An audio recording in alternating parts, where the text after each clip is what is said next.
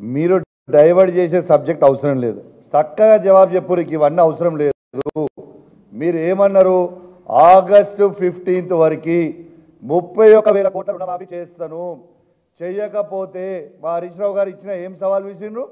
మీరు 31,000 కోట్లని రుణమాఫీ చేస్తే 15వ తారీఖు నేను రాజీనామా చేసి వెళ్ళిపోతా అన్నారు. మరి ఇవాళ ఎన్ని కోట్ల రూపాయల రుణమాఫీ చేసినావు రేవంత్ రెడ్డి గారు? మీరు చెప్పండి. ఇలా రేవంత్ రెడ్డి గారు మీరు చెప్పింది ఏంది? అసెంబ్లీ ఎలక్షన్లలో 40,000 కోట్ల రుణమాఫీ చేస్తామన్నారు. పార్లమెంట్ ఎలక్షన్లు వచ్చే వరకు 9,000 కోట్లు ఎగరగొట్టిరు. 31,000 కోట్లని రుణమాఫీ చేస్తామని చెప్పిర్రు. బడ్జెట్లో ఎంత పెట్టిరు? 26,000 కోట్ల రుణమాఫీ చేస్తామని పెట్టిర్రు. మీరు చేసిన రుణమాఫీ ఎంత? 17,934 కోట్ల రూపాయల రుణమాఫీ మీరు చేసిర్రు.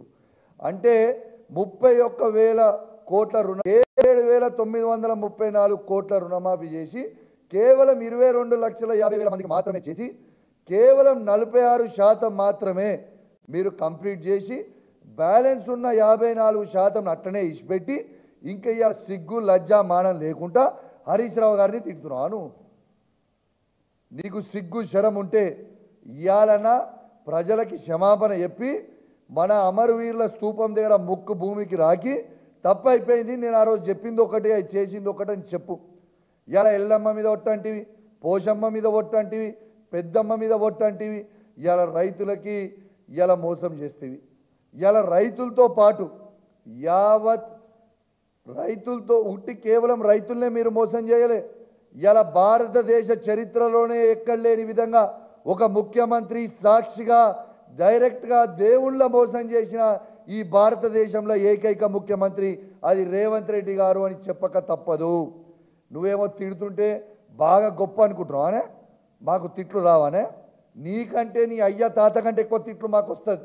కానీ మాకు సంస్కారం అడ్డం వస్తుంది కాబట్టి నీకు కాదు మేము ఇజ్జత్ ఇచ్చేది, ఆ కుర్చీకి ఇజ్జత్ ఇస్తున్నాం. ఇవాళ వాస్తవంగా చెప్పాలంటే రేవంత్ రెడ్డి గారి మూసీ కంటే ఎక్కువ కంపు రేవంత్ రెడ్డి గారి నోరు కొడుతూ ఉంది.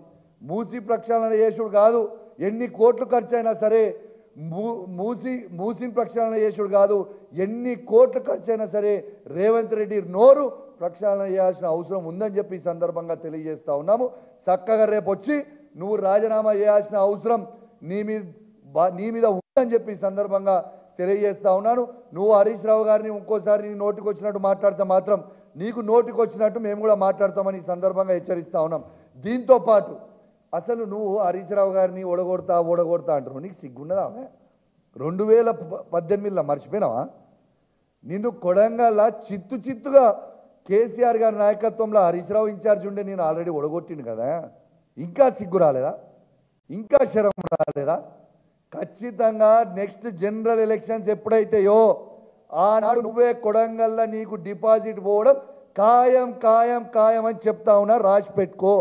ఆల్రెడీ నీకు సిగ్గుండాలి. ఆల్రెడీ నువ్వు ఓడిపోయిన కింద లెక్క. నువ్వు ఒక ముఖ్యమంత్రి వండుకుంటూ నీ మొన్న పార్లమెంట్ ఎలక్షన్లలో కొడంగల్ ఏమైందా? నీకు అసెంబ్లీ ఎలక్షన్లో 33,000 మెజార్టీ వస్తే మొన్న పార్లమెంట్ ఎలక్షన్లో 22,000 మెజార్టీ వచ్చింది. సిగ్గు లేకుండా నువ్వు ఆల్రెడీ ఓడిపోయినావు కదా అని చెప్పి సందర్భంగా తెలియజేస్తూ హరీష్ రావు గారిని విమర్శించే స్థాయిని ఇది కాదని తెలియజేస్తూ సెలవు తీసుకుంటా ఉన్నాను.